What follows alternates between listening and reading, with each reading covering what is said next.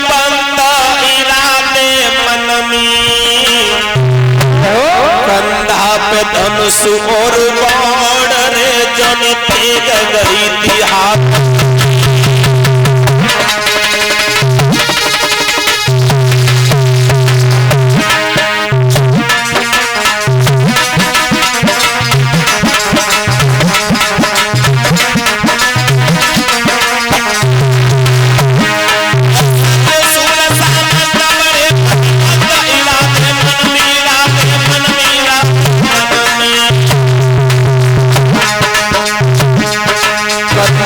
धनुष बाण रे गई हाथन में, कंधा पे धनुष बाण रे गई हाथन में।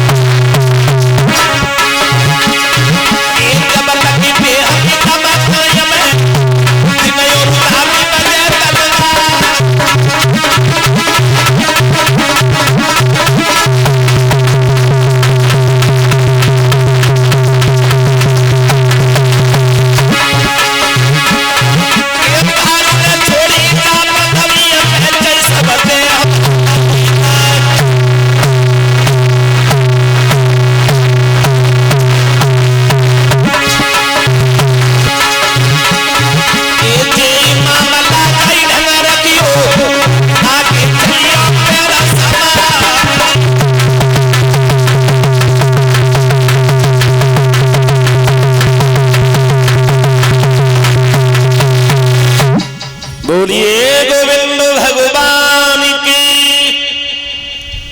धीरे धीरे समय गुजरता है। राजा परीक्षित सिपाहियों को लेकर के जैसे ही चले हैं, सारे दिन घूमते रहे, लेकिन क्या हुआ, घूमते घूमते लोमग ऋषि के आश्रम पर पहुंच गए। लोमग ऋषि के आश्रम पर पहुंच जाते हैं। राजा परीक्षित को प्यास ने सताया, और जैसे ही प्यास ने सताया तो मन में विचार करने लगे, लोमग ऋषि के आश्रम पर हम जाएंगे, वहां पर हमें पानी पीने को मिलेगा। और जैसे घोड़ा पर सवार हुए परीक्षित महाराज लोमग ऋषि के आश्रम पर पहुंचे, वहां जाकर के क्या देखा, संत दोनों आंखें बंद करके भगवान का ध्यान लगा करके बैठे हुए। राजा परीक्षित घोड़ा पर सवार होकर के बोले हैं, बाबा मुझे बहुत भारी प्यास लगी, मुझे पानी पिलाओ। पर लेकिन संत हो तो बोले, संत तो कहूं अंत ही है। दोनों आंख बंद करें, आसन लगाए बैठे, और राजा परीक्षित बोले हैं, बाबा अरे बाबा ठंडा नीर पे भैया,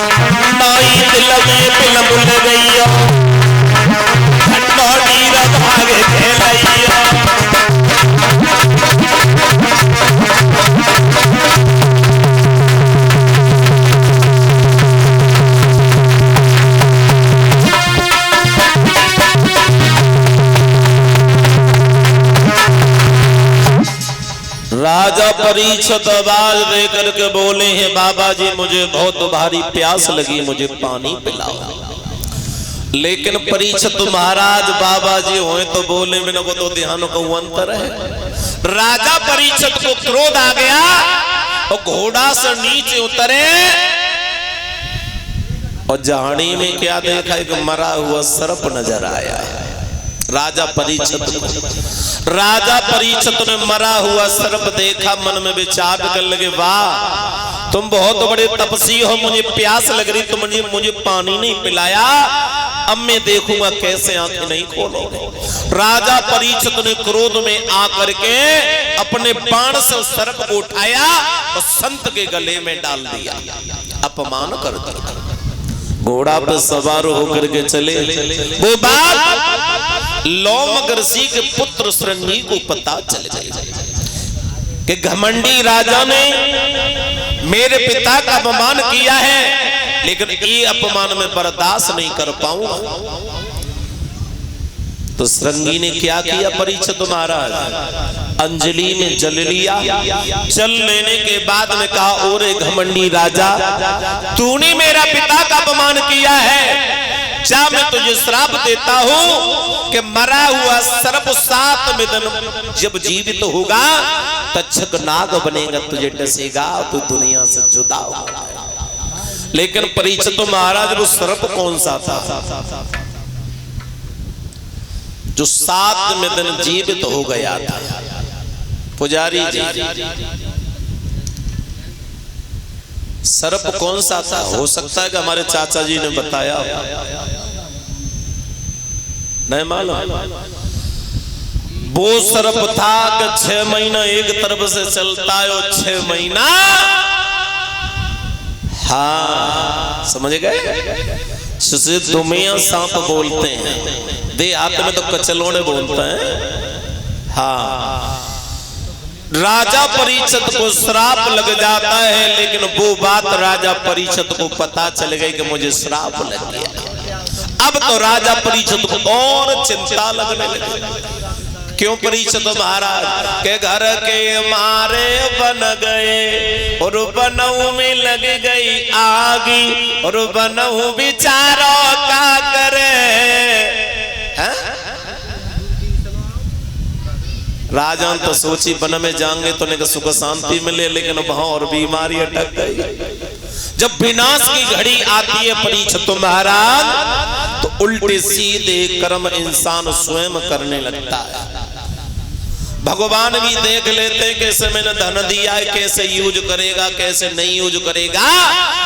भगवान भी हर बात जानते हैं, भगवान कण-कण में व्यापक हैं। और आपने देखा होगा परीक्षित महाराज, कल भगवान की कुछ और कृपा थी, आज भगवान की कुछ और कृपा है। कल भगवान ने देखी कि इन्हें त्रिपाल नहीं लगवाई, तो आज पछताओ जी, कल त्रिपाल तो लगवाए देंगे। तो भगवान ने आज धूप कर दी, तो मैंने त्रिपाल ताम नहीं। क्यों पुजारी जी? तो ये भी भगवान परीक्षा करते हैं। एक भगवान का भजन बोलेंगे तालियों बजा कर।